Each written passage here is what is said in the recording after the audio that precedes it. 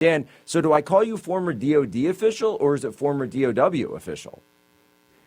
That is a good question. I think former Department of Is War it official, since that's retroactive? what everybody's calling it. It is retroactive. And as I'm sure your listeners know, that was the name of at least the Department of Army for many years until the post-World War II era. So it is a return to our history.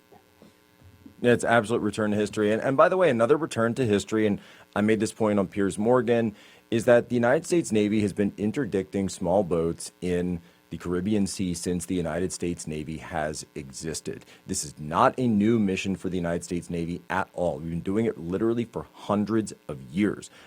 Gun runners, slavers, pirates, mercenaries, rum runners during Prohibition, all the rest of it, blockade runners during the Civil War. This is nothing new for the U.S. Navy whatsoever. Yet for some reason, the media is completely losing their minds about it. They are. And actually, Jack, while we were on the break, I was reminded of this. In the 1990s, the Clinton administration launched something called the Air Bridge Denial Program, where the CIA, working with the Peruvian Air Force, was actually shooting down drug cartel aircraft. And they shot down dozens of these aircraft. The program ended because, unfortunately, they shot down a plane load of American missionaries. And the CIA was found to have lied about what they knew and didn't know, and it would have turned into a bigger scandal how 9/11 not happened. But again, this type of activity, whether you agree with it or not, is not something new in our hemisphere. And I would also argue again, I saw something else that before we went on that some people were complaining that we had more assets, military assets here in our Western hemisphere than we had in the Middle East right now, specifically ships. Well, I'm sorry, what happens in the Western hemisphere is more important to our physical safety and the conditions of our economic prosperity than what happens in the Red Sea or in the Persian Gulf.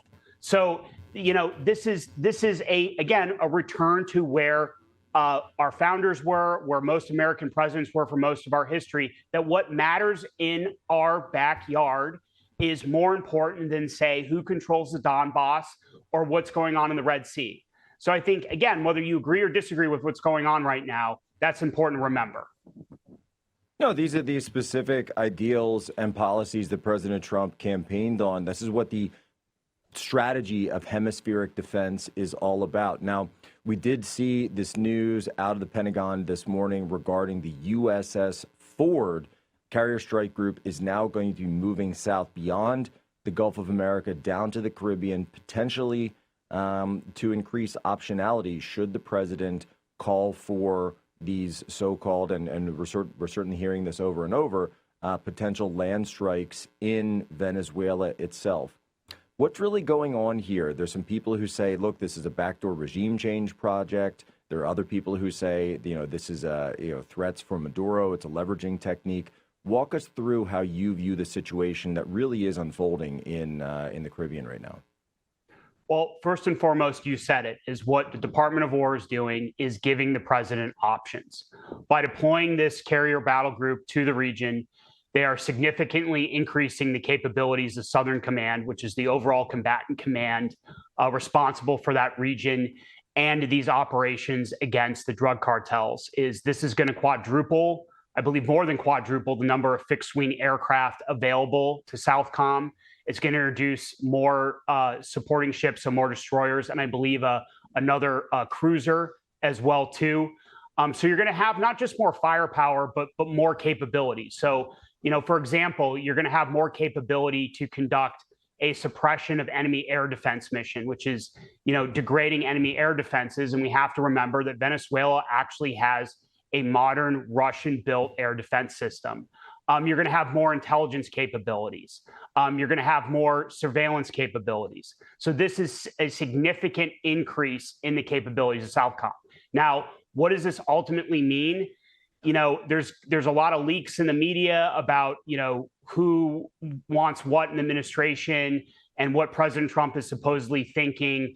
I just would caution people to be wary of that. But we can't deny is that this gives the president more ability to put military pressure, not just on the cartels, but also on the Maduro regime. Now, to your question about the regime change, I don't know if a decision has been made to go all the way that direction. But regardless of what you think about the cartel mission, we should definitely be wary of that possibility. Well, and I think that's right. So, I mean, you're talking about the USS Ford, and that's the entire strike group. So they're going to have at least 4 or 5 destroyers that'll head down with it to provide that air defense screen for the destroyer, or for the carrier itself, I should say. Probably, usually there's a couple of subs that are in tow whenever, whenever those operations go out. And by the way, so the land strikes, and this is something that's key, by the way, the land strikes wouldn't necessarily be conducted from the Ford itself.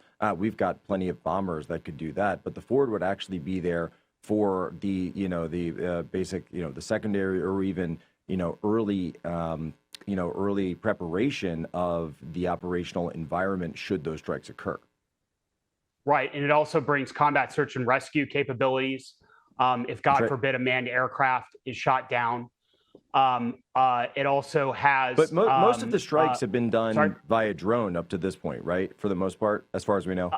As far as we know, it has been unmanned aerial systems, drones, probably Reaper drones, but the Department of War hasn't disclosed every system they've used in these strikes. But it would appear that it is mostly unmanned systems they've been using so far. That's exactly right. And so, and I wouldn't be surprised if some helos were involved as well, but it just makes sense. They have the optionality. They've got, they've got the Reapers down there. And simply put, this is exactly what they were designed to do. People are used, of course, to seeing them in the Middle East going after trucks or going after convoys or ISIS or something like that. And of course, they were fantastic at doing so, and going after a fast boat in the Caribbean really isn't much difference at all. Correct. And this is something important, too, to remember about the Reapers, is that they can loiter for an incredibly long time. They can loiter for up to a day, whereas a helo or a fighter jet, they burn a lot of fuel very quickly. And even if they're just flying a short range, they can maybe at most get a few hours where they're over a target area. With a Reaper, they can stay up for almost a whole day. And so that gives a lot of coverage. And then, of course, it's unmanned, so you're not risking a pilot and crew in those operations.